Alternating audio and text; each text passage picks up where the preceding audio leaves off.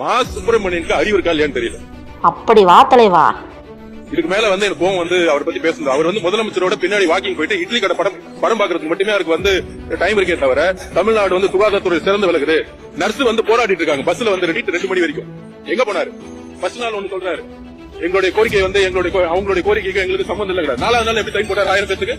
எங்க போச்சு அவருடைய அறிக்கை? முதல் நாள் ஊழியர்களுக்கு இட பற்றாக்குறை இல்லங்கிறாங்க. அப்புறம் 4வது நாள்ல 1000 பேருக்கு வேலை கொடுக்குறாங்க. ஆசிரியர்கள் நடு ரோட்ல போட்டு அடிக்கிறாங்க. இதுதான் அரசா?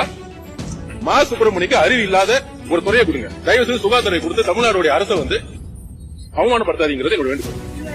பேச்சுனா இதுதான்டா பேச்சு. இப்படி பேசணும் தரமா. சிஎம் விஜய் அவர்கள் 2026ல வருவாரு. ஒட்டுமொத்தமா ஆட்சி மாற்றம் வந்த பிறகு எல்லாம் சரி செய்யணும். உண்மை வெளியே வரணும். கண்டிப்பா உண்மை வெளியே வரணும்.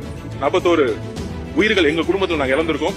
அந்த உண்மைக்காக நாங்க போராடிட்டு இருக்கோம். எங்க பற்ற எல்லா ஆதாரத்தையும் மினிட்டா நாங்க கொடுத்திருக்கோம். விசாரணை சரியா போயிடும்.